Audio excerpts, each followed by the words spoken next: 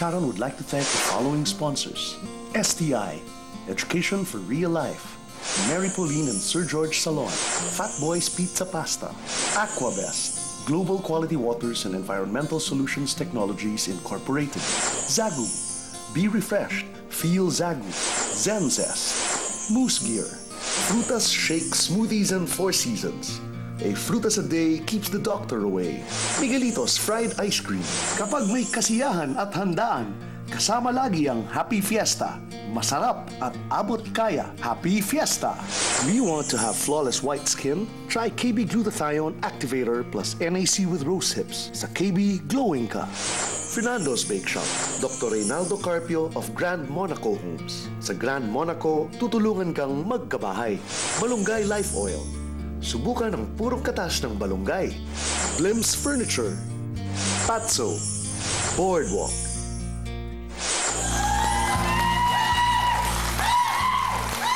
Tuloy-tuloy pa rin po ang gulatan at sukatan ng tapang dito sa SKMK. Kasama po si Harold pa rin, si Edward, si Nene at si Eileen. Ayan. Ito lang ang mga tanong namin. Hatiin ko na lang. Okay, si Nene at si Edward. Hanggang kailan nyo balak gawin itong trabaho ninyo? Sige, Nene. Sa akin po, hanggat kaya ko po at makatapos ng pag-aaral ng mga bata. So, mahaba-haba pa yun, ano? Pero sana makahanap ka ng konting sideline. Yung may sideline na pwede pang pagkakitaan, di ba? Para pwede rin po. tuloy-tuloy.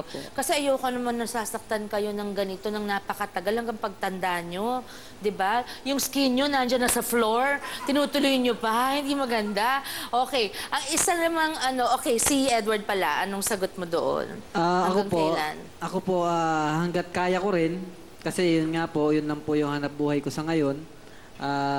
Hanggat may nagpapasyo, hanggat may tumatawag, gagawa po ako ng act na extreme. Dahil po, yun lang din po ang pinabubuhay ko sa pamilya ko. Okay, para naman kay Harold at Eileen, pagka kunyari yung mga anak ninyo lumapit sa inyo isang araw at sinabing, Daddy, Mommy, gusto ko ring pasukin ang trabaho ninyo. From the bottom of your heart, papayagan nyo ba? Oh, ikaw muna, Eileen. Ladies first. Sa akin po, yung ginagawa ko po ngayon, hanggat maaari, ayoko pong gawin sa mga anak ko. Kasi po, tama na po ako yung nakaramdam talaga ng kakaibang sakit. At kung meron din naman pong pagkakitaan, gusto ko rin po sana makaipon, magtitinda-tinda na lang din po sa bahay. Tama, di ba? Ikaw, Harold. Sa akin po, pag sinabi ng anak kong ganun, hindi ko papayagan kasi babae po yung anak ko yung ngayon. Tapos yung bunso ko, bata po, sanggol pa po, hindi ko rin po papayagan. Kaya ka nga naghihirap, di ba? Kaya Para po ako makaipon. Oo. I hope you can find something else to do also. Tulad na nasabi ko kanina, Eileen, ibe-break mo raw ang sarili mong record bilang dart queen. Ano bang record mo? Ilang darts sa likod? 10 po yung ginagawa ko dati. Ngayon, 20 peraso po. 20? Opo. Panoorin na po natin. Paalala lang ulit mga kapatid, lalong-lalo na sa ating mga manonood na bata. Ay, nako, mga magulang, gabayan niyo po siya, ang inyong anak, at huwag pong gagayahin to sa bahay dahil talaga namang professional sila. Extreme performance number 5, Dart Queen breaks her own record. Eileen! At butas ang t-shirt! Nako. Kuya, kanina po si Nene yung sinaktan nyo. Ngayon, joke lang po. Okay. Hindi tumusok.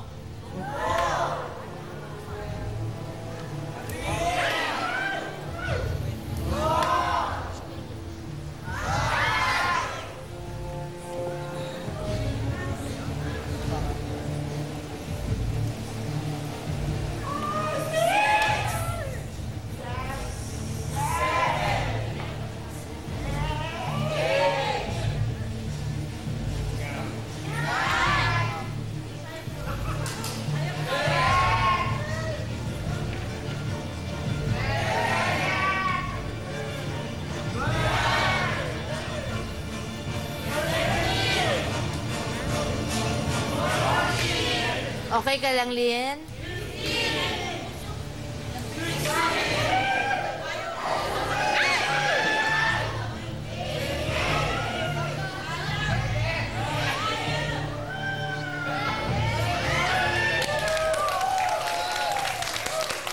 Kahit po, yung iba po sumasabit, yung iba hindi, pero talaga pong tumutusok. Nakikita po namin dito. Okay ka lang, Aileen? Patingin, buti hindi. Naku, may isa pa. Pwede ko bang hilahin? Sumabit sa tape mo. Isa-save ko nga ito. Joke lang po, joke lang po. Okay. Ay!